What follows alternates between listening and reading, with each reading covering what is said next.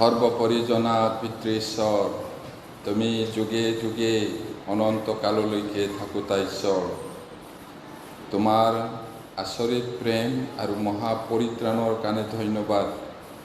পিতা, এতিয়াও অনেক মানুহ আছে তোমাক বিশ্বাস নকৰে আৰু বিশ্বাস কৰিছোঁ বুলি দিনে ৰাতিয়ে লঘোণ দি কান্দি প্ৰাৰ্থনা কৰি আছে, গীৰ্জা কৰি আছে, প্ৰচাৰ কৰি আছে, কিন্তু তেওঁলোকে পৰিত্ৰাণেই পোৱা নাই।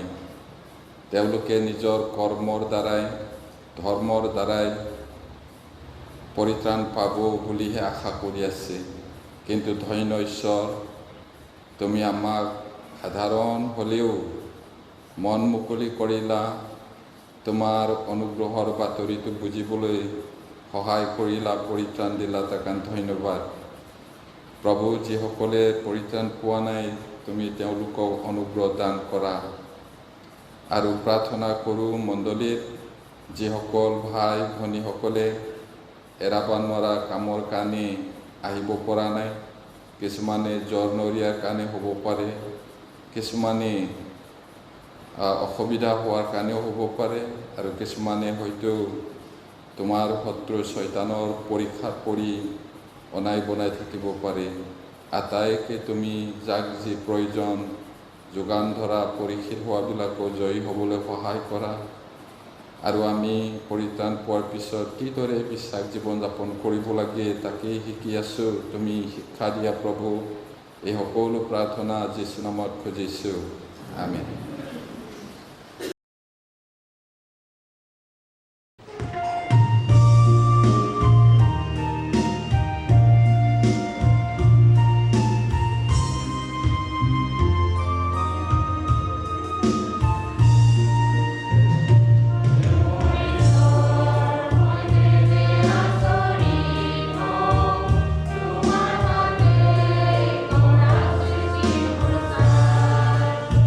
Lord,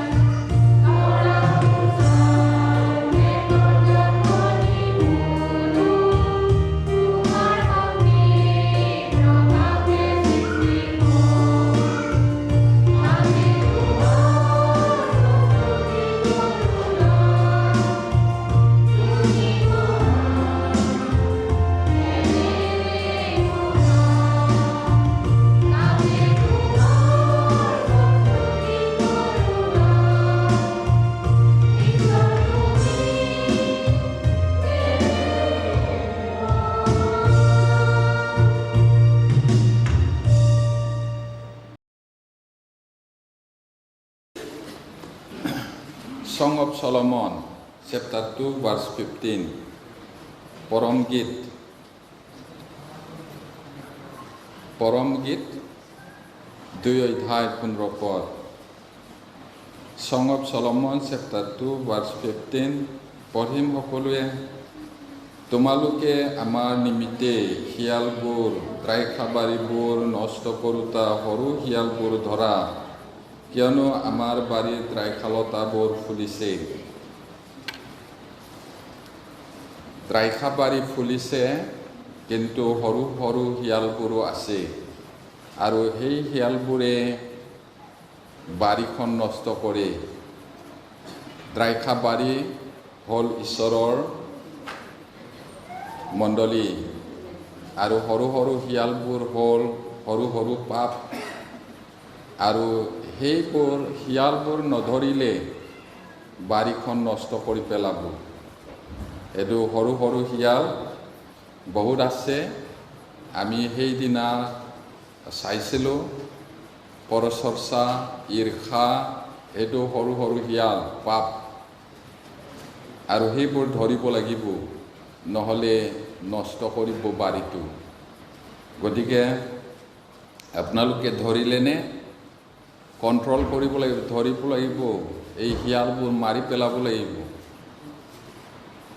শিয়াল আছে বহুত, আৰু এই শিয়ালটো ঈৰ্ষা, পৰচৰ্চা, আজি খং ৰাগটোও সৰু শিয়ালৰ নিচিনা।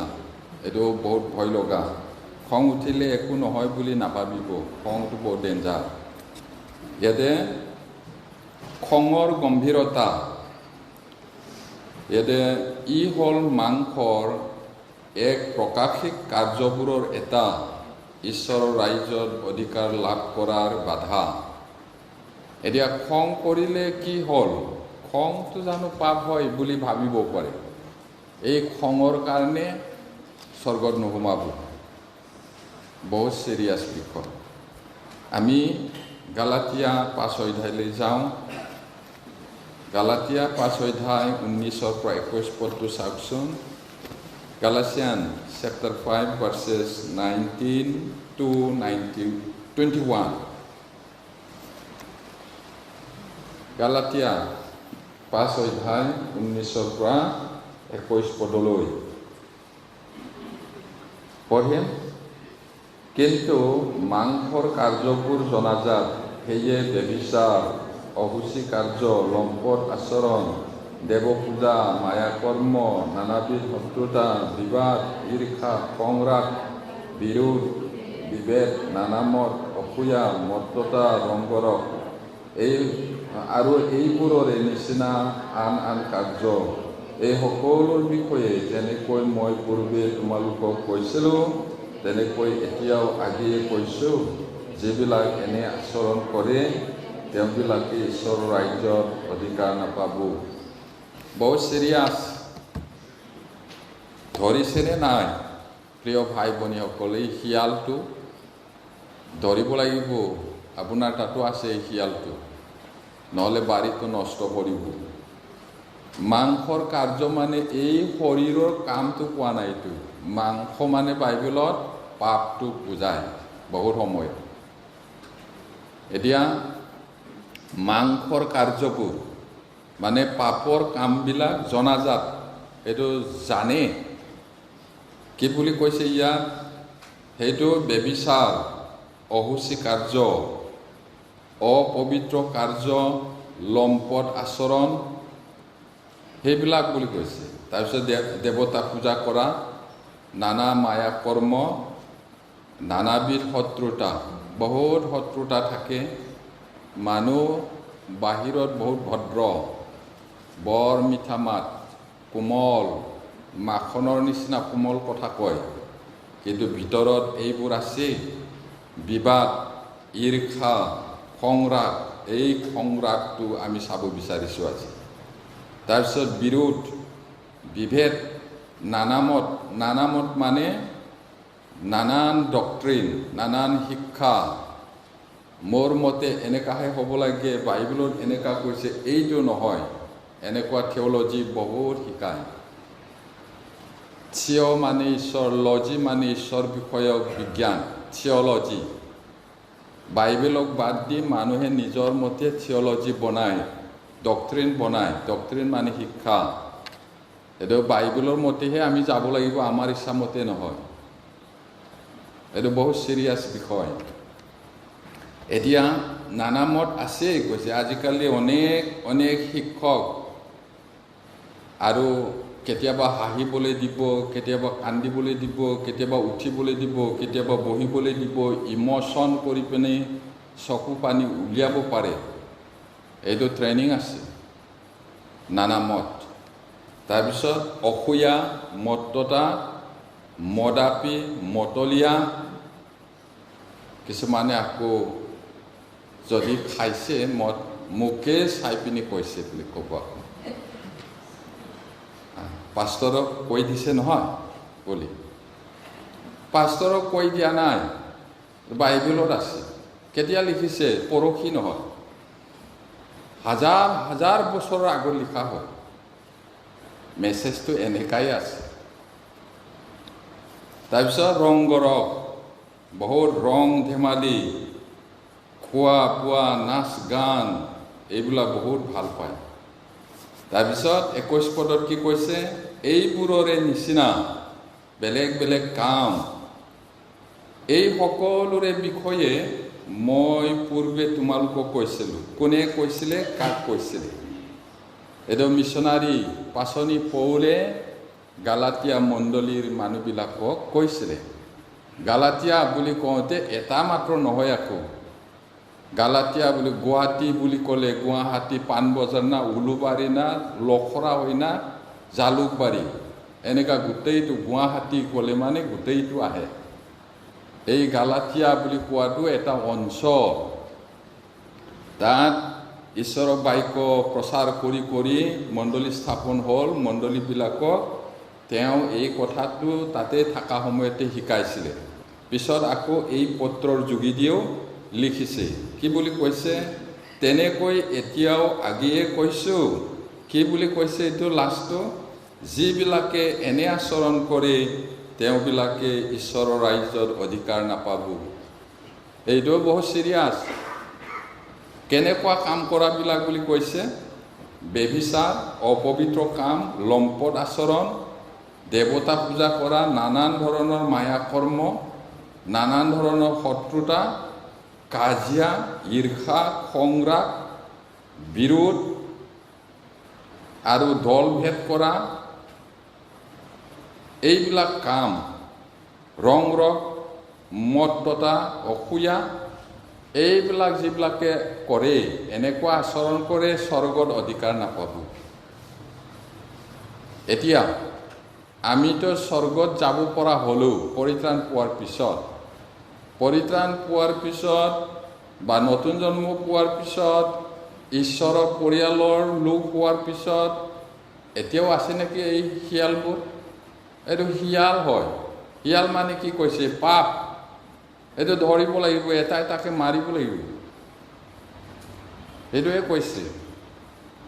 আমি শুনিছোঁ, বাস্তৱত জীৱনত এইটো প্ৰয়োগ কৰিব লাগিব, মাৰি পেলাব লাগিব এই শিয়ালবোৰ, নহ'লে বাৰীখন নষ্ট কৰিব।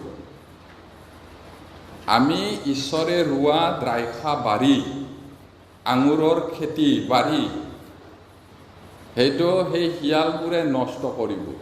সেইটো কাৰণে সেই শিয়ালবোৰ মাৰি পেলাব লাগে, ধৰিব লাগে কৈছে। আৰু যদি নকৰে, পৰিত্ৰাণ পাইছোঁ বুলি সেইটোৱে যদি কৰি আছে, অধিকাৰ নাই বুলি কৈছে স্বৰ্গত। আৰু যদি আমি সঁচাকৈ পৰিত্ৰাণ পোৱা মানুহ, তেতিয়াহ'লে এটা এটা মাৰিব লাগিব, এইবিলাক চৰিত্ৰটো এৰিব লাগিব, সেইটো কৈছে। এতিয়া খং ৰাগটো কি হয়? পুৰণি পুৰুষৰ কাৰ্যবোৰৰ তালিকাৰ ওপৰত আছিল। পুৰণি পুৰুষ মানে পাপ। আকৌ পুৰণি পুৰুষ, নতুন পুৰুষ বুলি কয়। পুৰণি পুৰুষ মানে আদমে পাপ কৰিলে, আৰু সকলো মানুহ জাতিৰ কঠীয়াটো আদমত আছিলে। The seed of humanity was in Adam. When he committed sin, he becomes sin seed. Therefore, those who are born out of him, his descendants became the sinners. Therefore, all people are sinners. Heitu. Edia, পুৰণি পুৰুষ যিবিলাকে আদমত জন্ম হৈছে আটাইবোৰে পাপী আদমত মানুহ জাতিৰ পথিয়াটো আছিলে আৰু তেওঁৱে পাপ কৰিলে তেওঁৰ পৰা জন্ম হোৱা আটাই মানুহটো পাপী তেতিয়া স্বৰ্গ যাবলৈ হ'লে নতুনকৈ জন্মিব লাগিব এইটো অতি গুৰুত্বপূৰ্ণ বিষয় বহুতে এই কথাটো বুজি নাপায় নিজৰ কাম বন ধৰ্ম কৰ্মৰ দ্বাৰাই মই ঈশ্বৰৰ কাৰণে এনেকুৱা কৰিছোঁ মই এনেকুৱা কৰোঁ মই সেইটো দিওঁ সেইটোৰ কাৰণে মই যোগ্য I deserve because I do this and I do that এনেকুৱা বুলি ভাবে কিন্তু এইদৰে নহয় বুলি কৈছে ঈশ্বৰৰ অনুগ্ৰহত আমি পাব নলগা তো তেওঁ দিলে আমি ভাল কাম কৰি পাপৰ ক্ষমা পাব নোৱাৰোঁ হাজাৰ বছৰ জীয়াই থাকি ভাল কাম কৰিলেও আমি পাপৰ ক্ষমা পাব নোৱাৰোঁ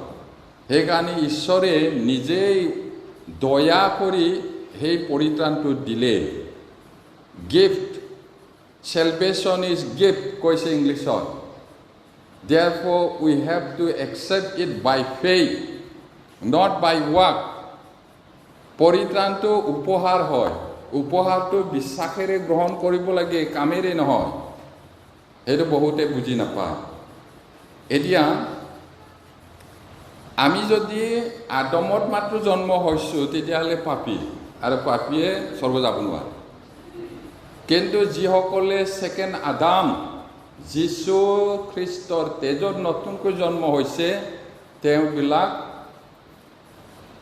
ধাৰ্মিক হ'ল আমাৰ বাইবেল পঢ়াৰ অথনি মুখস্থ কৰাটো আমাৰ অপৰাধৰ কাৰণে সেই যীশুক আমাৰ অপৰাধৰ কাৰণে শুধাই দিয়া হ'ল আৰু আমাৰ ধাৰ্মিকতাৰ অৰ্থে তেওঁক তোলা হ'ল আদমত আমি আটাইয়ে পাপী আছিলোঁ মৰিব লগা আছিলে আমাৰ পাপৰ ভাৰটো যীশুৱে বোলে সেইকাৰণে তেওঁক মৃত্যুলৈ শুধাই দিলে আৰু আমি যীশুক বিশ্বাস কৰি ধাৰ্মিক হৈ যেন স্বৰ্গ যাব পাৰোঁ সেইকাৰণে যীশুক তুলিলে প্ৰথম আদমটো পাপী তেওঁ জন্ম হোৱা আটাইবোৰ পাপী দ্বিতীয় আদম মানে যীশু নতুন মানুহ হয় আদমৰ পৰা নহয় একেবাৰে নতুন আৰু সেই দ্বিতীয় আদমত যিবিলাকে নতুন জন্ম পালে পৰিত্ৰাণ পালে তেওঁলোকহে ধাৰ্মিক হয় আৰু এইদৰেহে যাব পাৰে এতিয়া পুৰণি পুৰুষ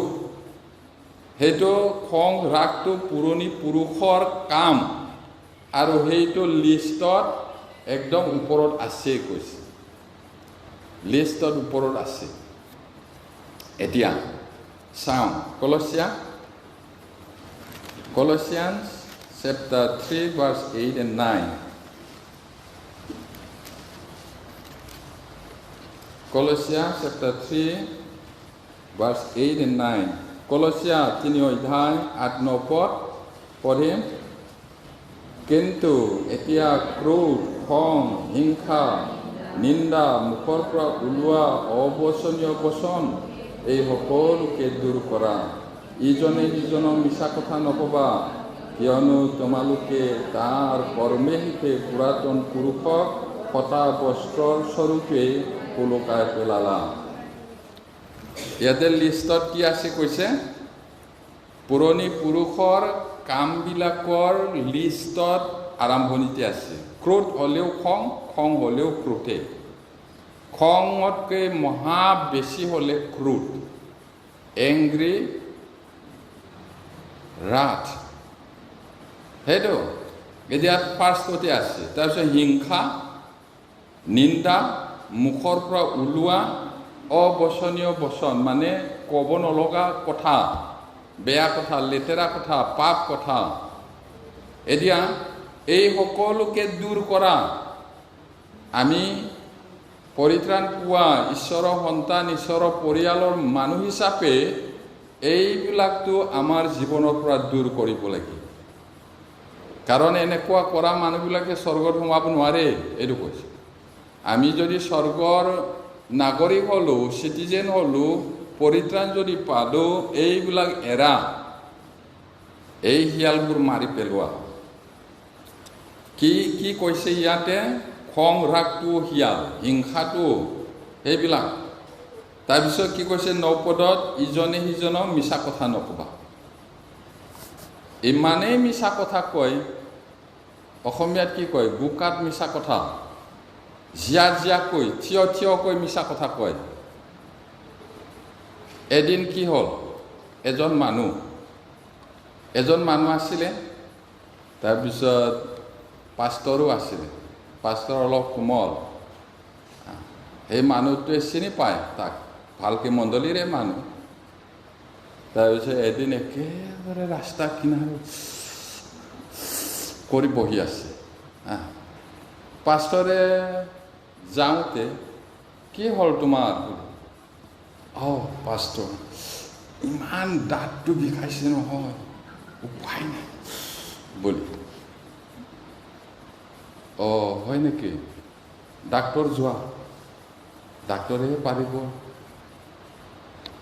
ডাক্তৰ যাবলৈ একেবাৰে পইচা নাই পাষ্টৰ বুলি। তাৰপিছত ডাক্তৰ যাবৰ কাৰণে পাষ্টৰে মৰম কৰি তাক পইচা দিলে। কিন্তু ক'ত ডাক্তৰ যাব? তাৰ হোটেলত গ'ল। কেনেকুৱা হোটেল? পলিঅ' খাবলৈ গ'ল। পলিঅ' কয়, পলিঅ' গম পায়নে? পলিঅ', তাৰপিছত শিখৰ, বিড়ি, চিগাৰেট, পলিঅ' খাবলৈহে গ'ল। ইমানেই মিছা কথা কয়। তাৰপিছত আকৌ এদিন সেইটোকো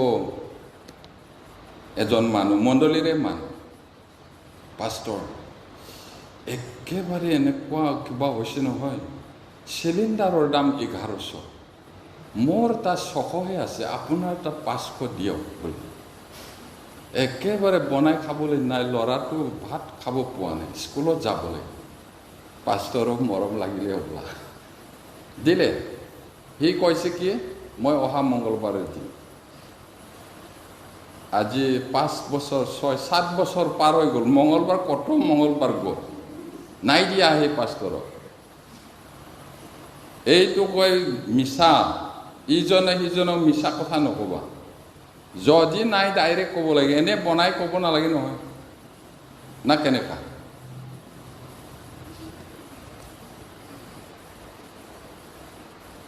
পিছত সঁচা হ'লেও নাপাব। এতিয়া ইয়াতে কৈছে ইজনে সিজনক মিছা কথা নকবা, কিয়নো তোমালোকে তাৰ কৰ্মে সৈতে পুৰাতন পুৰুষক ফটা বস্ত্ৰস্বৰূপে হুলুকাই পেলালা। এইটো আমি যেনেকৈ কাপোৰ কানি, শাৰীয়ে হওক, লংপেণ্টেই হওক বা কিবা কাপোৰ পুৰণি হ'লে সলাই পেলাই দিয়ে, সেইদৰে পুৰণি পুৰুষৰ পৰা পাই অহা সেই স্বভাৱটো এৰিব লাগে পৰিত্ৰাণ পোৱাৰ পিছত। এইটোৱে কৈছে, জিয়াকৈ মিছা কথা ক'ব নালাগে, নহ'লে ঈশ্বৰে চাই আছে। তাৰপিছত খঙে কি কৰে? ঈশ্বৰৰ ধাৰ্মিকতাৰ কাৰ্যত বিৰোধ কৰে।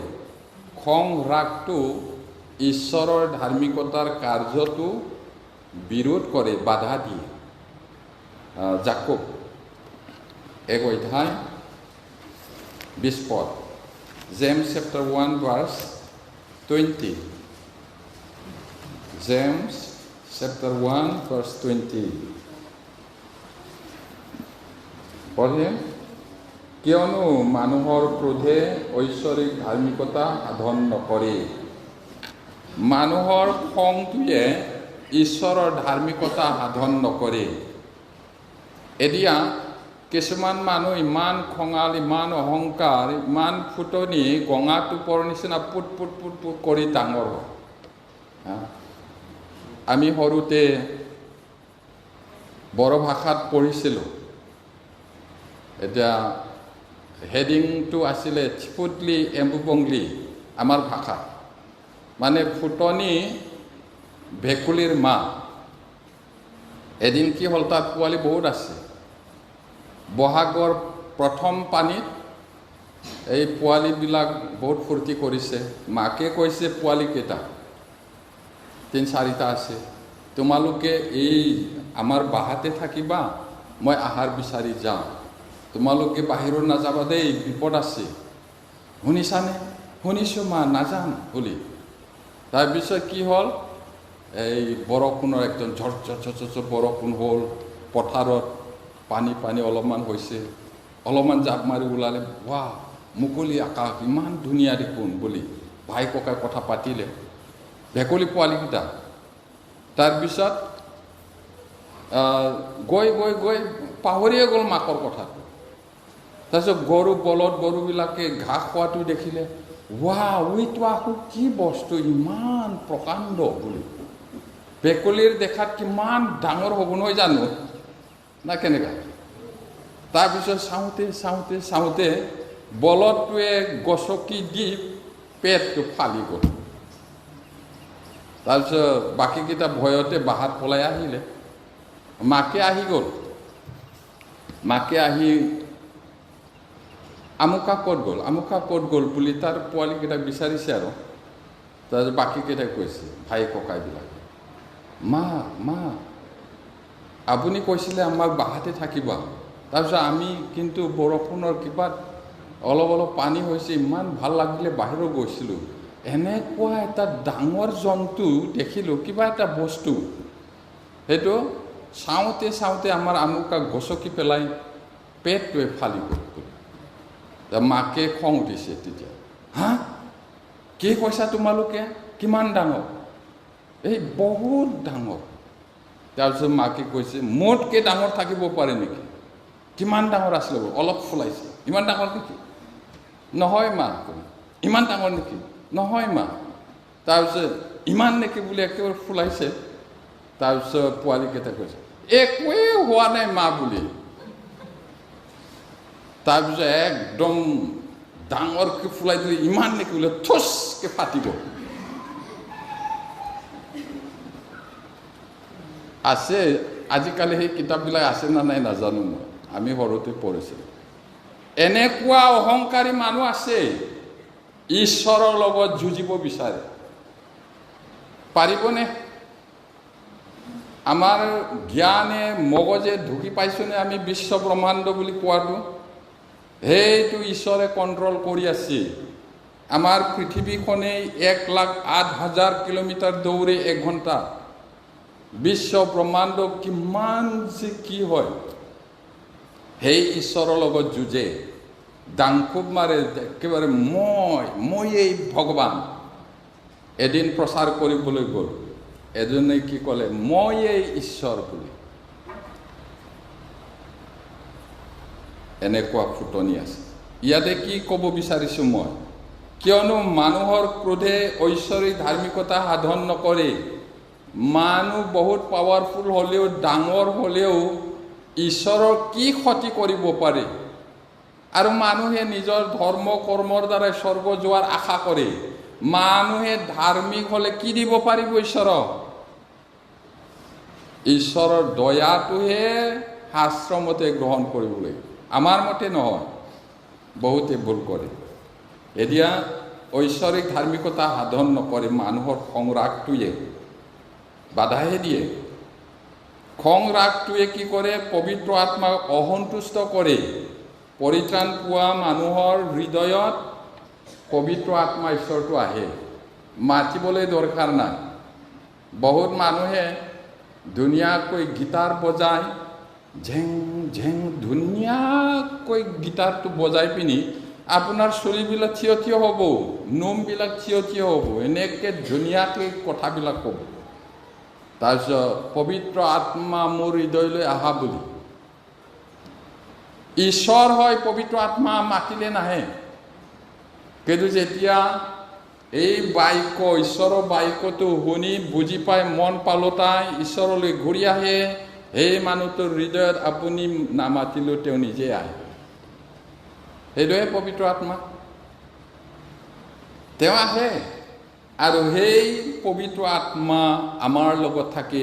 আমি নাজানো, গম নাপাওঁ। কোনোবাই কোৱা নিচিনা নক'ব, পবিত্ৰ আত্মা আহিলে ইমান গৰম গৰম লাগিছে মোৰ দেহাটো, একো গম নাপায়। এতিয়া সৰু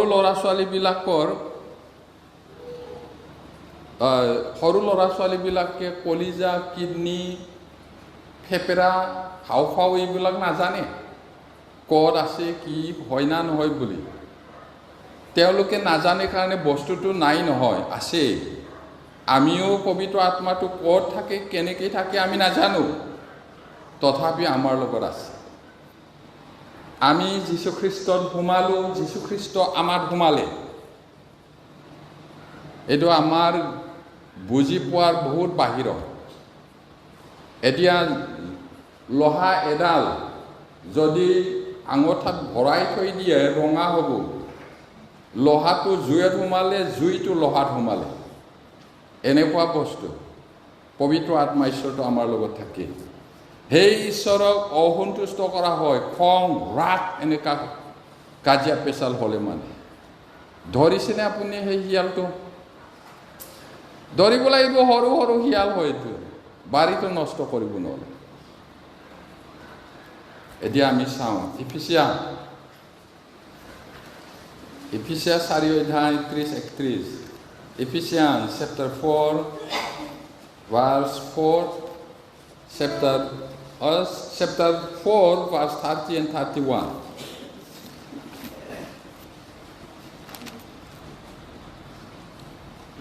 Ephesians chapter 4 verse 30 and 31 পঢ়িম।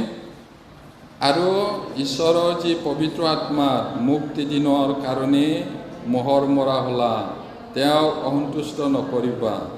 সকলো কটু বাক্য, খং, ক্ৰোধ, দ্বন্দ্ব, নিন্দা, এই সকলো আটাই হিংসাই সৈতে তোমালোকৰ পৰা দূৰ হওক।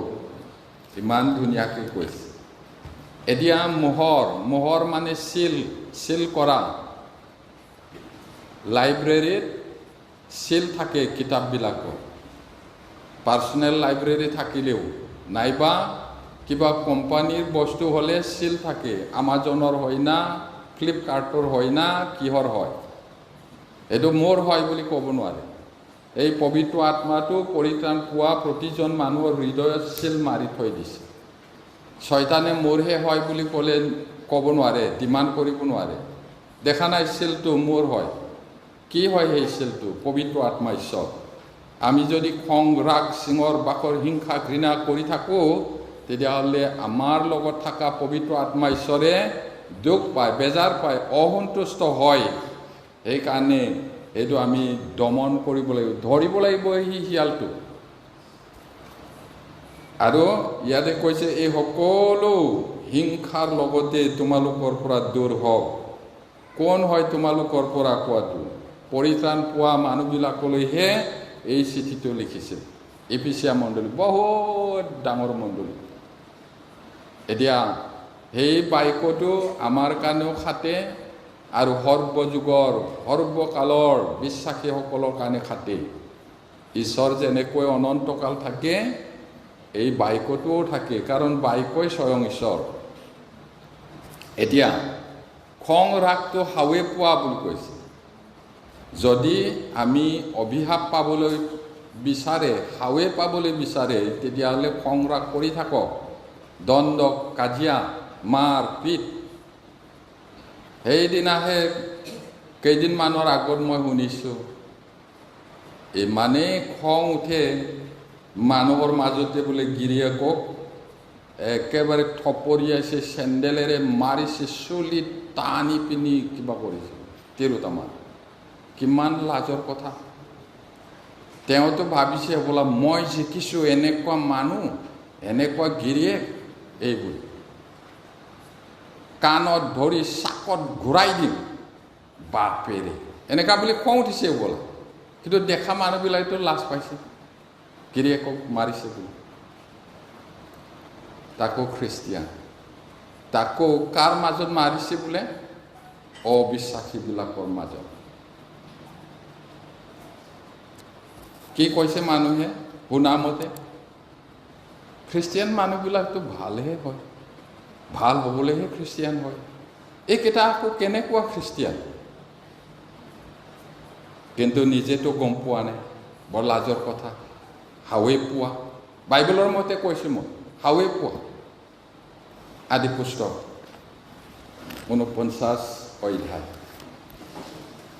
Genesis chapter 49,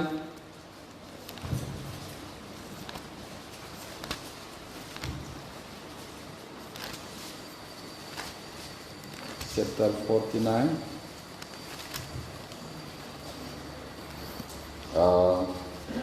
6 and 7, 49 অধ্যায় 6 আৰু 7 পদ পঢ়িম। হে মোৰ মন, তুমি সিহঁতৰ সভাত নোসোমাবা, হে মোৰ গৌৰৱ, সিহঁতৰ সমাজত যোগ নিদিবা, কিয়নো সিহঁতে ক্ৰোধত নৰহত্যা কৰিলে আৰু মতালি কৰি বতৰাৰ ঠেঙৰ শিৰ ছেদন কৰিলে। সিহঁতৰ খং অভিশপ্ত হওক, কিয়নো সেয়ে প্ৰচণ্ড, আৰু সিহঁতৰ ক্ৰোধো কাৰণ সেয়ে নিষ্ঠুৰ। মই জাকুবৰ মাজত সিহঁতক ভাগ ভাগ কৰিম, ইছৰাইলৰ মাজত সিহঁতক ছিন্ন ভিন্ন কৰিম। এতিয়া এইটো কাৰ বিষয়ে কৈছে? চিমিয়ন আৰু লেভি, জাকুবৰ 12জন ল'ৰাবিলাকৰ মাজত এই দুইজন, সিহঁতে কি কৰিছে? খং উঠি মানুহক মাৰি পেলাইছে। কাহিনীটো, বেকগ্ৰাউণ্ডটো, পটভূমিটো কি হয়? তেওঁলোকৰ ভনী দিনাক পৰজাতিৰ মানুহে বলাৎকাৰ কৰিছিলে। তাৰপিছত তেওঁলোকে বহুত লাজ পাইছে, খং উঠিছে। পিছত কি কৰিছে? ৰজাই কৈছে, মোৰ পুৱে তোমালোকৰ ভনীক, জীয়াৰীক ভাল পাইছে, ইমানেই আসক্ত হৈছে, বিয়া পাতিব বিচাৰিছে। তেতিয়া তেওঁলোকে কি ছল কৰিলে? আমাৰ জীয়াৰীক অসুন্নত মানুহক দিব নোৱাৰোঁ, সুন্নত হ'লেহে দিম, এই বুলি ক'লে। তেতিয়া ৰাজকুমাৰ আৰু ৰজাই সন্তোষ পালে, দেশৰ মানুহবিলাককো ক'লে, যদি আটাই পুৰুষে সুন্নত হয়, তেতিয়াহ'লে তেওঁলোকৰ জীয়াৰীবিলাকক আমাৰ ল'ৰা ছোৱালী বিয়া পাতিব আৰু তেওঁলোকক আমাৰ জীয়াৰীবোৰক দিব, এনেকুৱা বন্দবস্ত। যেতিয়া সুন্নত কৰিলে, সুন্নত কৰাৰ কাৰণে তেওঁলোকে বেদনাত আছিলে। সেই সময়তে জাকুবৰ 2জন ল'ৰাই সেই বেদনাত থকা মানুহবিলাকক আটাই পুৰুষক মাৰি পেলালে। তাৰপিছত নিজৰ ভনীটোক আনিলে, দিনাক ওলোটাই আনিলে। পিছতে জাকুবে মৰাৰ আগে আগে এই কথাটো কৈছিল, কোন কেনেকুৱা হ'ব। ইয়াতে কোৱাটো, হে মোৰ মন, জাকুবে কৈছিল, তুমি সিহঁতৰ সভাত নোসোমাবা, হে মোৰ গৌৰৱ, সিহঁতৰ মাজত যোগ নিদিবা, কিয়নো সিহঁতে ক্ৰোধত খঙেৰে মানুহ মাৰিছিলে আৰু মতালি অহংকাৰেৰে কি কৰিছে? বলদ গৰুৰ ভৰিৰ পাছফালৰ ভৰিৰ শিৰটো কাটি পেলাইছে, এনেই বিনা কাৰণ। সেইটো কাৰণে ইয়াতে কৈছে, সেইটো বহুত অভিশপ্ত, হাৱে পোৱা হওক, আৰু এইটো প্ৰচণ্ড, এইটো নিষ্ঠুৰ, এইটো হ'ব নালাগে, হাৱে পোৱা, এই কথাটো কৈছে। এতিয়া ইংলিছত যদি চাওঁ, এংগাৰ আৰু ডেঞ্জাৰটো এটাহে আখৰ কম, এইকেইটা, ডেঞ্জাৰ, এংগাৰ, এইটো দি মাত্ৰ নাই এংগাৰত, এইটো একেবাৰে ভয় লগা, বিপদ আছে বুলি কৈছে। খং ৰাগৰ কাৰণবোৰ, কি কাৰণে খং ৰাগ উঠে? বাইবেলৰ মতে হৃদয়ত মূৰ্খতা আছে, অন্তৰত মূৰ্খতা থকাৰ কাৰণেতো খংটো উঠে কৈছে। ঈশ্বৰে কৈছে বহুত আচৰিত কথা, উপদেশক 7 অধ্যায় 9 পদ, Ecclesiastes 7:9. Ecclesiastes 7:9. উপদেশক 7:9 পঢ়িম। তোমাৰ মনৰ কথাতে খং উঠিবলৈ নিদিবা, কিয়নো অজ্ঞানবোৰৰ বুকুৱে খঙৰ আশ্ৰয়। বহুত আচৰিত কথা। হৃদয়ত মূৰ্খতা আছে, অজ্ঞানবোৰৰ বুকুটোৱে বোলে খঙৰ আশ্ৰয়। বহুত ভয় লগা। তাৰপিছত Proverbs 14:17 Proverbs 14:17 চাওক।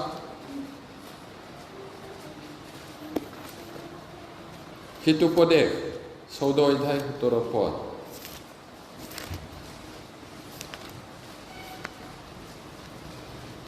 হিতোপদেশ 14:17 পঢ়ে। অলপতে খং উঠা লোক অজ্ঞানৰ কৰ্ম কৰে, আৰু কুকল্পনা কৰোঁতা লোক ঘৃণিত হয়। আমি অলপতে খং উঠো, নহয় জানো?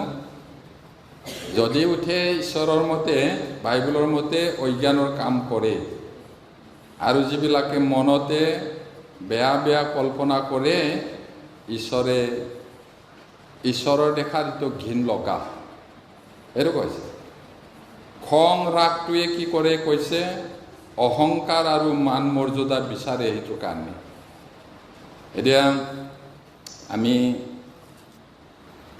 Second Kings chapter 5 verse 11-12 দ্বিতীয়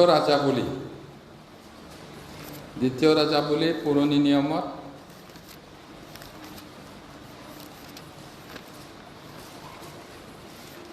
5 অধ্যায়, দ্বিতীয় ৰাজাৱলী 5 অধ্যায় 11-12 পদ।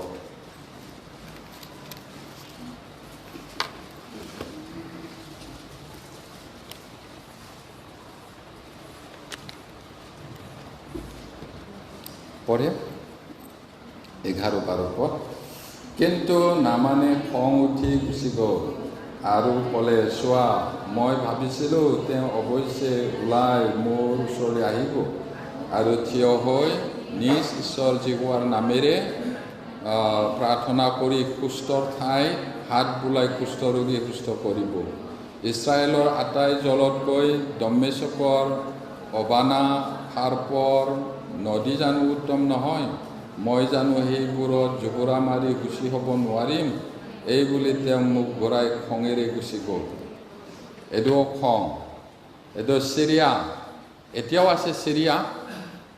এতিয়া নামান বুলি মিলিটাৰী জেনেৰেল আছিলে, বহুত ছাকচেছফুল মানুহ, যুদ্ধবীৰ, কিন্তু তেওঁৰ লেপ্ৰচি হৈছিলে, এইটো কুষ্ঠৰোগ হৈছিল, আৰু সেইকাৰণে তেওঁ বহুত বেজাৰত আছিলে নিশ্চয়।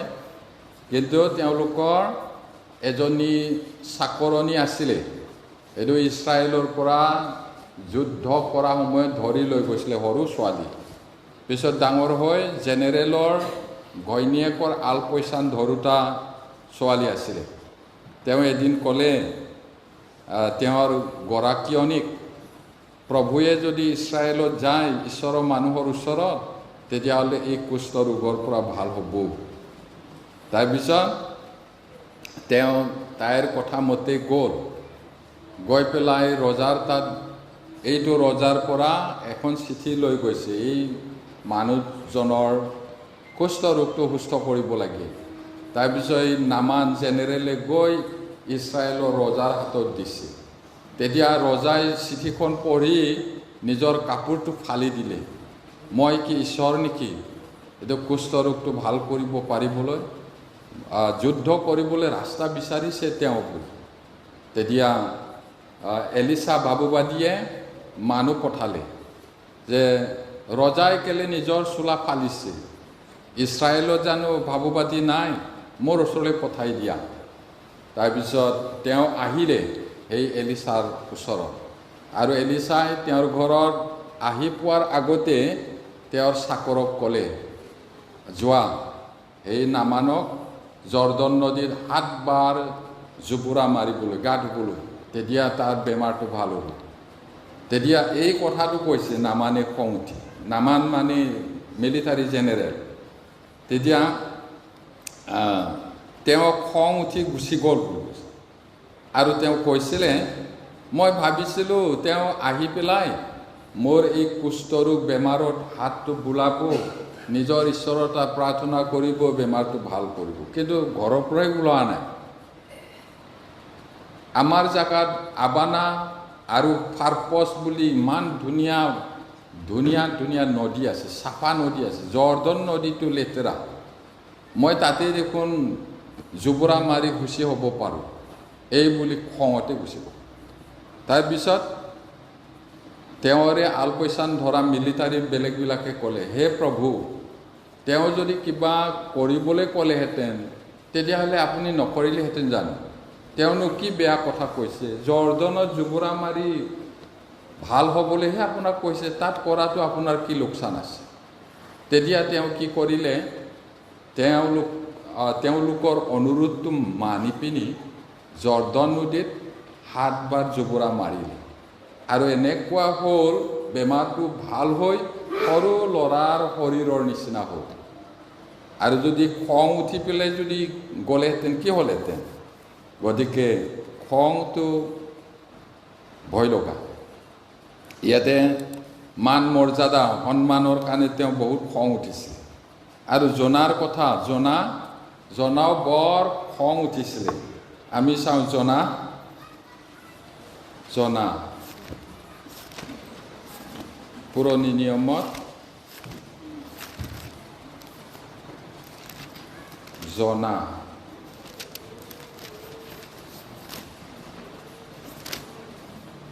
এইটো 4 অধ্যায়, জনা চেপ্টাৰ 4 ভাৰ্ছ 1 to 4। এইটো অসমীয়াত 1004 পৃষ্ঠাত আছে।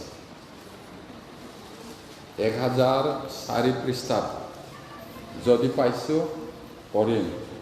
জনা 4 অধ্যায় 1 পৰা 4 পদ পঢ়িম।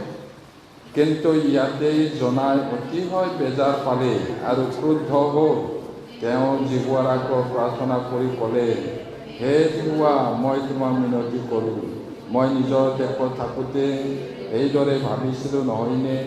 এইকাৰণে মই তৰ্চিছলৈ পলাবলৈ খৰ কৰিলোঁ, কিয়নো মই জানিছিলোঁ যে তুমি কৃপালু ঈশ্বৰ, দয়াৰে পৰিপূৰ্ণ, ক্ৰোধত ধীৰ, দয়াত মহান আৰু অমংগলৰ পৰা মন পালটাওঁতা। এই হেতুকে হে জিহুৱা, মিনতি কৰোঁ, মোৰ পৰা মোৰ প্ৰাণ লোৱা, কিয়নো মই জীয়াই থকাতকৈ মৰাই ভাল। তাতে জিহুৱাই ক'লে, তুমি ক্ৰোধ কৰি ভাল কৰিছানে? কাহিনীটো কি? এই ঐশ্বৰ্যা এটা সময়ত বহুত পাৱাৰফুল, ছুপাৰ পাৱাৰ। তাৰপিছত কি হ'ল, তেওঁবিলাকে যুদ্ধ কৰি শত্ৰুবিলাকক লৈ গ'লে বহুত বেয়াকৈ মাৰে। ছবি পিকচাৰবিলাক আছে, চুলিত এনেকুৱা ধৰিব, তৰোৱালেৰে ডিঙিটো কাটিব, কাণকেইটা কাটিব, জীয়াই থাকোঁতে মানুহৰ বাকলিটো চিলায়, এনেকুৱা। সেইটোৰ কাৰণে কি কৰিলে, এদিন ঈশ্বৰে সেই নিনবীটো বহুত ডাঙৰ চিটি, 3 দিন গ'লেও শেষ নহয়। কিমান ডাঙৰ! গুৱাহাটীটো একদিনতে গোটেইটো ঘূৰিব পাৰিব, সেইটো বহুত ডাঙৰ। তাৰপিছত কি হ'ল, ঈশ্বৰে জনাক কৈছে, যোৱা, তুমি তাত গৈ প্ৰচাৰ কৰা। যদি তোমালোকে মন সলনি নকৰে, ঈশ্বৰলৈ ঘূৰি নাহে, তেতিয়াহ'লে 40 দিনৰ ভিতৰত এই চিটিটো ধ্বংস হ'ব, এই বুলি। তাৰপিছত কি কৰিলে জনাই? তাত যোৱা নাই। তাত নগৈ কি কৰিলে সি? তৰ্চিছ বুলি কৈছে অসমীয়াত, তৰ্চিছ মানে স্পেইন। এতিয়াও আছে স্পেইন। তাত যোৱা জাহাজত টিকেট কৰি আৰামত গ'ল। তাৰপিছত পলাইছে, তাত নাযাম বুলি। তাতে বহুত ধুমুহা হ'ল, এইটো কাহিনীটো আমি জানো। তাৰপিছত জাহাজৰ নাবিকবিলাকে ধুমুহা হোৱাৰ কাৰণে ভয় কৰিলে, নিজৰ নিজৰ দেৱতাৰ নামত চিঙৰ বাখৰ কৰি প্ৰাৰ্থনা কৰিলে। তাৰপিছত কেপ্টেইনে গৈ দেখিলে জাহাজৰ তলি লাল কাল, একেবাৰে টোপনিত আছে জোনা। তাৰপিছত ক'লে, হেই কৰ মানুহ, কি কথা, আমি মৰোহে, তুমি উঠা, তোমাৰ ঈশ্বৰক প্ৰাৰ্থনা কৰা, কিজানি এই বিপদৰ পৰা ৰক্ষা কৰিব। তেতিয়া তেওঁলোকে কি কৰিলে, কাৰ ভুলৰ কাৰণে, কিহৰ কাৰণে এই ধুমুহাটো হৈছে, এই বুলি লটাৰী খেলিলে। লটাৰী খেলোঁতে জোনাৰ নামটোহে আহিল। তেতিয়া সুধিছে, তুমি ক'ৰ পৰা আহিছা, কি মানুহ, কি কাম কৰা? তেতিয়া তেওঁ কৈছে, মই সৰ্বোপৰি ঈশ্বৰৰ দাস, মই ইব্ৰী মানুহ। মোক ঈশ্বৰে কৈছিলে নিনৱীলৈ গৈ প্ৰচাৰ কৰিবলৈ, কিন্তু মই তাত নগৈ পলাইছোঁ কিবা স্পেইনত যাম বুলি। এতিয়া কি কৰিব লাগে তেতিয়াহ'লে? তুমি কেলে এনেকুৱা অবাধ্য কৰিলা, কেলে পাপ কৰিলা, ঈশ্বৰৰ কথাটো কেলে নললা? তাৰপিছত জনাই ক'লে, মোক উঠাই সাগৰত পেলাই। তেতিয়া নাবিকবিলাকে আকৌ বেছি ভয় খালে, অবাধ্য হোৱাৰ কাৰণে ইমান ধুমুহা বতাহ, মৰিব আৰু তাক যদি আমি সাগৰত পেলাই দিওঁ, কি বিপদ ঘটিব আমাৰ। তাৰপিছত তেওঁ অনুৰোধ কৰিলে, মোক পেলাই দিয়া, মোৰ কাৰণে হৈছে। তেতিয়া ধৰিলে, ইহঁতে আমাৰ দুখ নাই, তাৰ অনুৰোধ মতে আমি তাক পেলাই দিছোঁ বুলি। কেনেকুৱা অলপমান ছবিটো আনকচোন অন্তৰত। থাপলা কৰি জাহাজৰ পৰা পেলাই দিলে। আৰু ঈশ্বৰে ডাঙৰ মাছ যুগুত কৰিলে কৈছে, আৰু এইটো কৰি গিলি থৈ দিলে। এতিয়া মাছৰ পেটত যাওঁতেহে চেতন পালে। পঢ়ক, জোনাটো বহুত ইণ্টাৰেষ্টিং। তাতে যাওঁতে প্ৰাৰ্থনা কৰিলে, তাত পাপ কৰিলোঁ বুলি।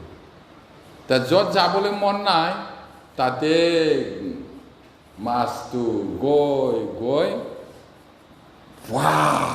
কৰি বামত বমি কৰি দিলে, একেবাৰে নিনৱী চিটিৰ ওচৰত। তেতিয়া মানুহবিলাকে ভয় খাব না নাই? 3 ৰাতি মাছৰ পেটত থাকিলে একদম ৰঙা চিঙা ধুনীয়া হ'ব নেকি মানুহ? হজম হ'বলৈ লৈছিলে, সেইকাৰণে প্ৰাৰ্থনা কৰি তাৰপিছত বমি কৰি থৈ দিলে, চেহেৰাটো বেলেগ হৈ গ'ল। এতিয়া উপায় নাই, যাবলৈ মন নাই, ঈশ্বৰে লৈ গ'ল। তাৰপিছত প্ৰচাৰ কৰিলে। সেই দেশৰ মানুহবিলাকে মাছ দেৱতাক সেৱা কৰে, আৰু মাছে বমি কৰি থৈ দিলে। তাৰপিছত সি কৈছে, ঈশ্বৰে কৈছে তোমালোকে মন নাপালোতালে 40 দিনৰ ভিতৰত গোটেইটো ধ্বংস হ'ব। একদিন এনেকুৱা চিঙৰি প্ৰচাৰ কৰোঁতে বহুত মানুহে শুনিলে। তাৰপিছত সেইটো ৰজাৰ কাণলৈকে গ'ল। ৰজা ঘোষণা কৰিলে লঘোণ। মানুহ মাত্ৰ নহয়, সকলোৱে ফাটা চিটা বস্তা কাপোৰ এনেকুৱা পিন্ধিব লাগে, আৰু মানুহক গৰু ছাগলী গোটেইটোৱে আহাৰ খাব নালাগে, এইদৰে ঘোষণা কৰিলে। তাৰপিছত ঈশ্বৰে তেওঁলোকক নামাৰিলে। এইদৰে কৰাৰ পিছত জনাই একেবাৰে এটা অলপ দূৰত বহি চাই আছিলে হ'বলা। মানুহটো কেনেকুৱা আছিলে নাজানো, এনেকুৱা ৰ'দ লাগিলে গৈছে, অলপ টপামূৰীয়া আছিল নেকি মানুহটো, বাইবেলততো কোৱা নাই। ইমানেই ৰ'দ লাগিলে, বহুত বেজাৰ। কি হ'ব, প্ৰচাৰটো কৰিলোঁ, চাওঁচোন ঈশ্বৰে মাৰে না নামাৰে। তাৰপিছত চাই থাকোঁতে সেইদিনাখন আকৌ ৰাতিতে এৰা গছ গজি পিনি ধুনীয়াকৈ ছায়া। বহুত ভাল, যি হোৱা ধন্যবাদ এৰা গছৰ কাৰণে। তাতে যেনে তেনে অলপ ছায়া পাইছোঁ, গামোচা লগত মুচি আছে ওলা ঘামটো। তাৰপিছত সেইদিনাখন আকৌ ঈশ্বৰৰ কমতি নহয়, আচৰিত। পোক জন্ম হ'বলৈ দি এৰা গছৰ শিপাটো কামুৰি দিলে, ৰদত মৰহি গ'ল। এতিয়া ইমানেই খং উঠিলে, অতিশয় বেজাৰ পালে, ক্ৰোধ হ'ল। আৰু কি কৈছে, তেওঁ জিহুৱাৰ আগত প্ৰাৰ্থনা কৰি ক'লে, হে জিহুৱা, মই মিনতি কৰোঁ, অনুৰোধ কৰোঁ, এই বুলি কৈছে। কি কাৰণে তেওঁ কি কৈছে ইয়াত, মই নিজৰ দেশত থাকোঁতে সেইদৰে ভাবিছিলোঁ নহয়নে? চাই আছে মৰা নাই, মানুহটো মাৰা নাই ঈশ্বৰে। সেইকাৰণে তাৰ বহুত খং। আৰু ইফালে ৰদৰ তাপত মাৰিলে ভাল বুলি ভাবিছে। কেলে? আগতে ইছৰাইল দেশটো নিনবী অছৰিয়াৰ ৰজাই যুদ্ধ কৰি পুৰা গুৰি কৰিছে, আৰু মানুহবিলাকক গোটেইটো লৈ গৈ বেলেগ দেশত লৈ গৈছে, বেলেগ দেশৰ মানুহক ইছৰাইলত থৈছে। সেইকাৰণেহে মিক্সাপ জহৰা বুলি কোৱাটো, চমৰীয়া বুলি ক'লে যিহুদীবিলাকে ঘিণ কৰাটো, সেই শত্ৰুবিলাক মৰক বুলি প্ৰচাৰ কৰিবলৈ জনে পলাইছে। আৰু এতিয়া প্ৰচাৰ কৰাৰ পিছত মৰক ঈশ্বৰে মাৰিব বুলি আশাৰে চাই আছিলে, ইমান ৰদ, আৰু ইফালে এৰা গছটো মৰি গ'ল। খং উঠিছে এতিয়া। ইয়াতে কৈছে, মই নিজৰ দেশত থাকোঁতে সেইদৰে ভবা নাছিলোঁনে? এই কাৰণে মই তৰ্চিছলৈ পলাবলৈ খৰ কৰিলোঁ, কিয়নো মই জানিছিলোঁ, জানে তুমি কৃপালু ঈশ্বৰ, কৃপা কৰে, দয়াৰে পৰিপূৰ্ণ, খং উঠাটো বহু শ্ল', দয়াত মহান, আৰু অমংগলৰ পৰা মন পালোঁতা ঈশ্বৰ। মই সেইটোৰ কাৰণে পলাইছিলোঁ, আৰু এতিয়া দেখিছোঁ আপুনি মাৰা নাই। খং উঠিছে। তাৰপিছত কি কৈছে ঈশ্বৰে, বৰ ভাল কৰিছা জোনা, তুমি খং উঠি কৈছে নেকি? কি কৈছে ইয়াত? এই হেতুকে তেওঁ কি কৈছে আকৌ, হে জিহুৱা, মিনতি কৰোঁ, অনুৰোধ কৰিছে এতিয়া, মোৰ প্ৰাণ মোৰ পৰা লোৱা, কিয়নো মই জীয়াই থকাতকৈ মৰাই ভাল। বিৰাট খং। আপুনি হ'লেও খং উঠিব হ'বলা। আমাৰ জাতিটো ধ্বংস কৰোঁতা, বৰবাদ কৰোঁতা মৰক, সেইকাৰণেতো পলাইছিলে, আৰু এতিয়া মাৰা নাই, এইটোৰ কাৰণে খং উঠিছে। ৰদৰ তাপ ইফালে। তাতে জিহুৱাই ক'লে, তুমি ক্ৰোধ কৰি ভাল কৰিছানে? খং কৰি ভাল কৰা নাই। তাৰপিছত যদি আমি পঢ়ি গৈ থাকোঁ, তেতিয়া তাত পাব 120,000 সোঁফালটো কি বাওঁফালটো কি নাজানে কৈছে, তাৰমানে সৰু ল'ৰা ছোৱালী, আৰু কিমান জীৱ জন্তু আছে। তুমি নগজোৱা, নবঢ়োৱা, একে ৰাতিয়ে গজি ডাঙৰ হোৱা এৰাপাতলৈ ইমান মৰম নে তোমাৰ? সোঁফালটো কি বাওঁফালটো কি নাজানা 120,000 মানুহ আছে তাত, মই তেওঁলোকক মৰম নকৰিম নে? আৰু ইমান মানুহ আছে, তেওঁলোকক মই মৰম নকৰিম নে? জীৱ জন্তুটো তুমি খং কৰি ভাল কৰা নাই, সেইটো কৈছে। এতিয়া খংটো সৰহীয়া, খং কৰিলে ভাল নহয়।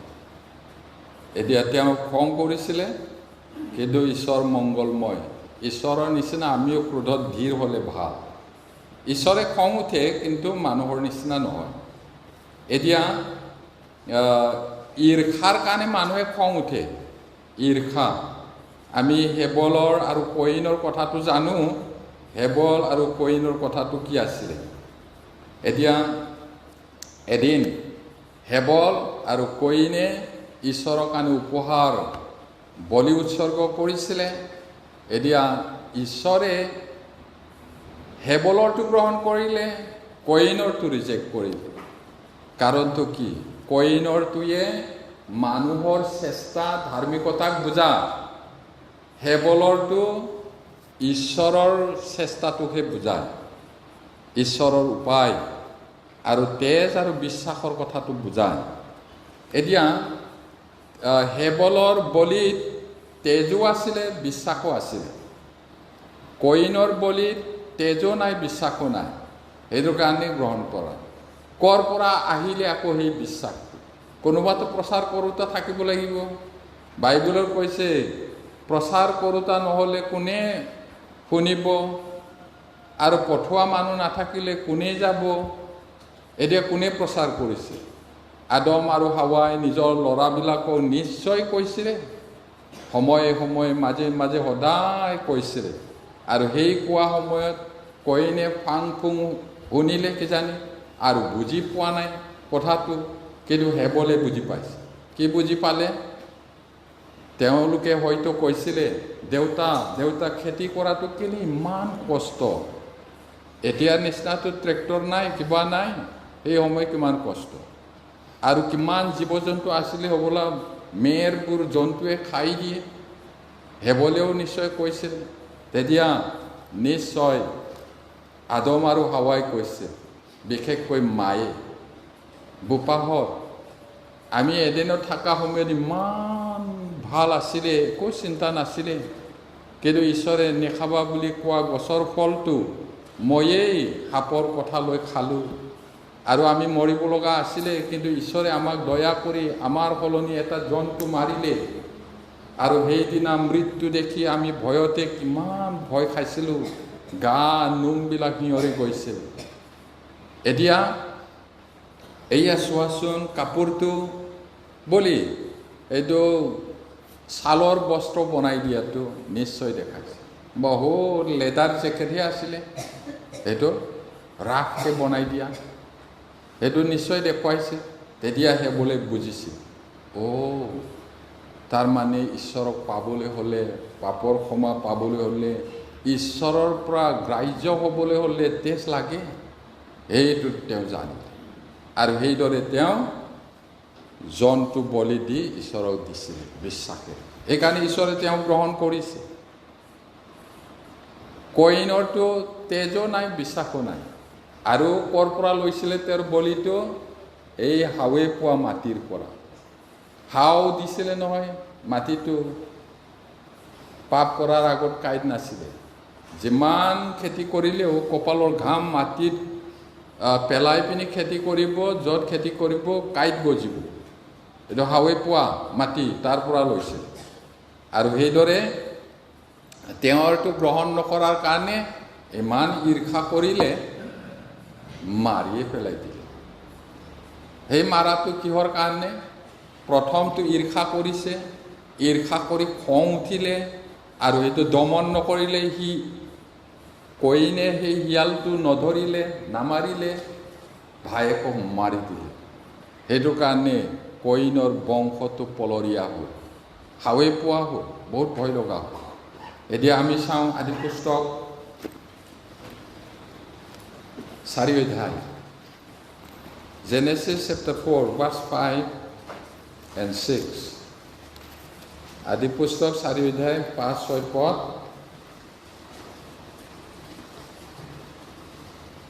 আদি পুস্তক 4 অধ্যায় 5-6 পদ পঢ়িম।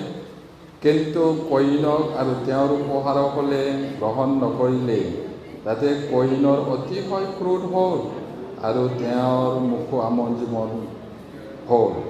তেতিয়া জিহুৱাই কইনক ক'লে, কিয় ক্ৰোধ কৰিছা, আৰু তোমাৰ মুখ বা কিয় আমন্ত্ৰণ কৰিছা? এতিয়া ইমান খং উঠিলে কৈছে, এতিয়া খংটো অভিশপ্ত। এতিয়া মই কথাটো ক'লোঁ, তাৰপিছত চৌলৰ আৰু দাউদৰ মাজত ঈৰ্ষা, আৰু সেইকাৰণে চৌলে দাউদক মাৰি পেলাবলৈ বহুত চেষ্টা কৰিছিল। প্ৰথম চামুৱেলটো চাওকচোন, প্ৰথম চামুৱেল, 1 Samuel chapter 18 verse 9 and 8 and 9। প্ৰথম চামুৱেল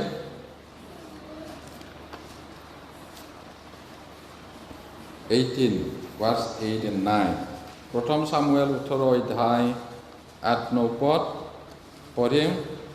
তাতে চৌলে অতিশয় ক্ৰুদ্ধ হৈ বিশেষকৈ সেই বাক্যত অসন্তোষ পাই ক'লে, ইয়াতে দাউদক অযুতক মোক হ'লে হাজাৰ হাজাৰক জয় কৰা বুলি ক'লে, ইয়াতে ৰাজত্বৰ বাহিৰে সি নোপোৱাকৈ আৰু কি থাকিল? সেই দিনৰে পৰা চৌলে দাউদক কটাক্ষেৰে চালে।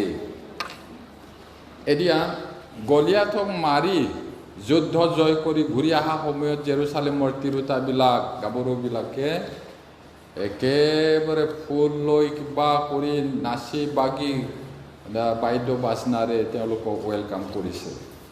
আৰু সেই সময়ত অযুতক মাৰিলে বুলি দাউদক প্ৰশংসা কৰিছে আৰু চাউল ৰজা হ'লে হাজাৰ হাজাৰ। এই কথাটোৱে তেওঁক বহুত বেজাৰ দিলে, খং উঠিলে আৰু এইদৰে তেওঁলোকৰ মাজত শত্ৰু হ'ল। দাউদেতো একো ভুল কৰা নাছিলে, কিন্তু তেওঁ এইদৰে কৰিছিল। এতিয়া যীশুৰ শিষ্যবিলাকৰ মাজত 10 জনৰ খং উঠিছিলে 2 জনৰ ওপৰত। এইটো কথাটো এনেকুৱা হ'ল,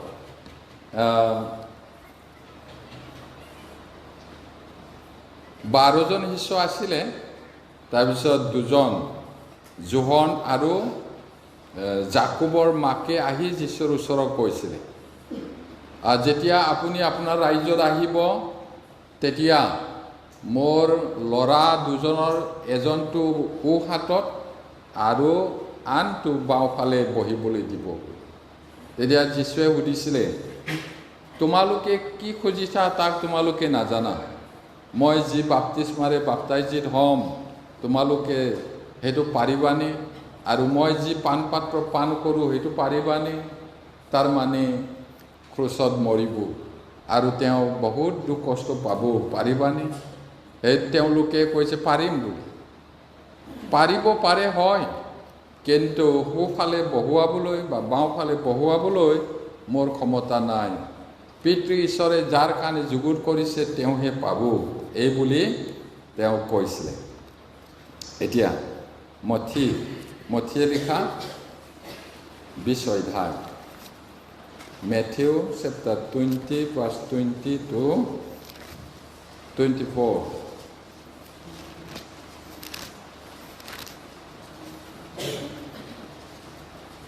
20 to 24 verses. মথিয়ে লিখা 20 অধ্যায় 20 পদৰ পৰা 24 পদলৈ পঢ়ে। তেতিয়া শিৱদিয়ৰ পুতেকহঁতৰ মাকে তেওঁৰ পুতেক 2 জনক লগত লৈ তেওঁৰ ওচৰলৈ আহি প্ৰণিপাত কৰি তেওঁৰ পৰা কিবা যাচনা কৰিলে। তাতে তেওঁ ক'লে, তোমাৰ কি ইচ্ছা? তেওঁ ক'লে, আপোনাৰ ৰাজ্যত মোৰ এই 2টা পুত্ৰৰ এটাই আপোনাৰ সোঁহাতে আনটোৱে বাওঁহাতে যেন বহিবলৈ পায়, এনে আজ্ঞা দিয়ক। কিন্তু যীশুৱে উত্তৰ দি ক'লে, তোমালোকে কি খুজিছা তাক নাজানা। মই যি পান পাত্ৰত পান কৰিবলৈ উদ্যত হৈছোঁ তোমালোকে সেই পাত্ৰত পান কৰিব পাৰানে? তেওঁলোকে তেওঁক ক'লে, পাৰোঁ।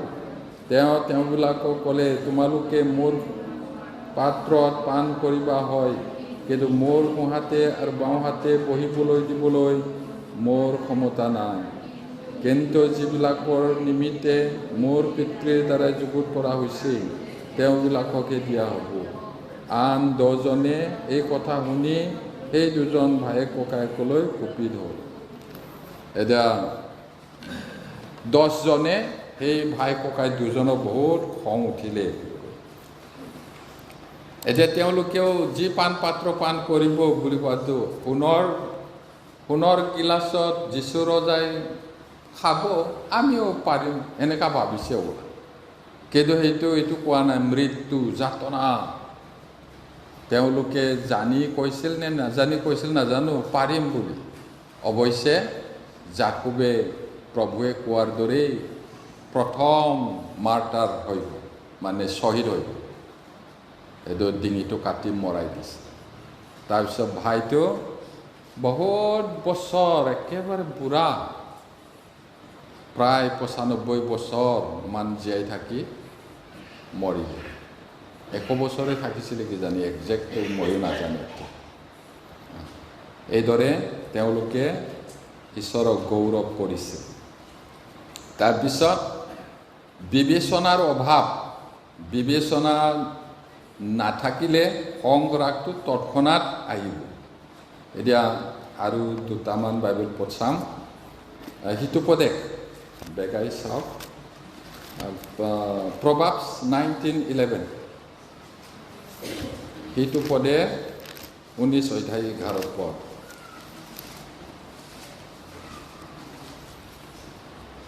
পঢ়িম। মানুহৰ বিবেচনাই ক্ৰোধত নিজক ধীৰ কৰে আৰু দুখ ক্ষমা কৰা নিজৰ ভূষণ স্বৰূপ। মানুহৰ বিবেচনা যদি থাকে তেতিয়াহ'লে খংটো ধীৰ হ'ব, আৰু যদি দুখটো আনৰ দুখটো ক্ষমা কৰিব পাৰে এইটো হ'লে ধুনীয়া ভূষণ, মানে ড্ৰেছ কিবা পিন্ধা নিচিনা ধুনীয়া, আনক যদি ক্ষমা কৰিব পাৰে। তাৰপিছত আনক ক্ষমা কৰা ঈশ্বৰৰ প্ৰেমক বুজাত অপাৰগ, মানে আনক ক্ষমা কৰিব নোৱাৰে, ঈশ্বৰৰ মৰমটো বুজিব নোৱাৰে, সেইটোৰ কাৰণে এইটো খংটো উঠে, এইটো কৈছে। এতিয়া আমি লুকত দেখিবলৈ পাওঁ, পঢ়ি লওঁ। Look chapter 15 verse 27 and 28. Gospel Luke 15, 28, 27, 28. লোকে লিখা 15 অধ্যায় 27-28 পদ পঢ়িম। তাতে সি ক'লে, আমাৰ ভায়েৰা আহিল আৰু তোমাৰ পিতৃয়ে তেওঁক সুস্থ শৰীৰে পোৱা হেতুকে পুহ তোলা ডামুৰিটো মাৰিলে। তাতে তেওঁৰ খং উঠিল আৰু ভিতৰলৈ যাবলৈ অনিচ্ছা হ'ল, কিন্তু তাৰ বাপেকে ওলাই গৈ তাক বিনয় কৰি বুজালে। অপব্যয় পুত্ৰৰ কথা। সেই অপব্যয় পুত্ৰ মন পালতে ঈশ্বৰৰ ওচৰলৈ আহিলে আৰু তেওঁক সুস্থ শৰীৰে পোৱাৰ কাৰণে বহুত আনন্দ হ'ল, আৰু তেওঁক আদৰা হিচাপত বহুত মানে উত্তম বস্ত্ৰ কাপোৰ পিন্ধালে। এইটো পৰিত্ৰাণৰ চোলা, দ্য ৰক অফ চেলভেশ্যন, এইটো বুজায়। তাৰপিছত সোণৰ আঙুঠি, আঙুঠিটো ৰাউণ্ড ৰাউণ্ড হয়, বিয়াৰ আঙুঠি, একচুৱেলি জইণ্ট থাকিব নালাগে।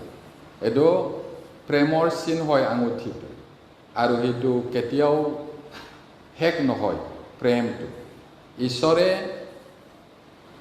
আমাক পৰিত্ৰাণ দিয়া সময়ত পৰিত্ৰাণৰ কাপোৰটো আমাক পিন্ধালে আৰু আমাক প্ৰেম কৰিলে। সেই প্ৰেমটো কেতিয়াও শেষ নহয়। সোণ মানে পবিত্ৰতাক বুজায়, আমাক পবিত্ৰ কৰিলে, আৰু জোতা পিন্ধালে বুলি কৈছে এই অপব্যয় পুত্ৰক, আৰু সেই জোতা মানে কেতিয়াও আৰু বাহিৰত নাযায়।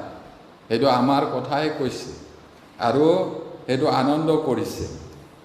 এতিয়া ককায়েকে বুজি নোপোৱাৰ কাৰণে খং উঠিছিলে, কিন্তু বাপেকে বুজাই দিছে, এইটো কৈছে।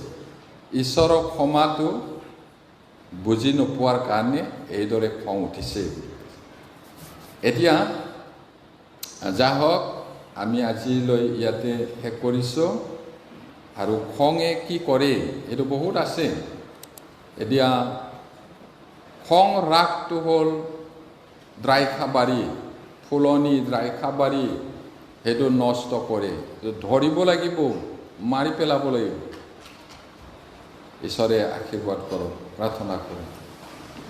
স্বৰ্গত থকা মহান পিতৃ ঈশ্বৰ, দ্ৰাক্ষাবাৰী নষ্ট কৰোঁতা সৰু সৰু শিয়ালবোৰ ধৰিব লাগিব আৰু বধ কৰিব লাগিব। ঈশ্বৰ, আজি খং ৰাগৰ বিষয়ে আমি ষ্টাডি কৰিলোঁ। প্ৰভু, তাৰ কাৰণে ধন্যবাদ। শুনা সকলোকে তুমি আশীৰ্বাদ কৰিবা, আৰু আগন্তুক দিনত আমি যেন তোমাৰ বাধ্য সন্তান হিচাপে জীৱন যাপন কৰি চলি যাব পাৰোঁ, তুমি আমাক সহায় কৰা। শাস্ত্ৰীয় বচন বুজিবলৈ আৰু তোমাৰ মতে চলিবলৈ আমাক তুমি শক্তি দিয়া। প্ৰাৰ্থনা যীশু নামত খুজিছোঁ।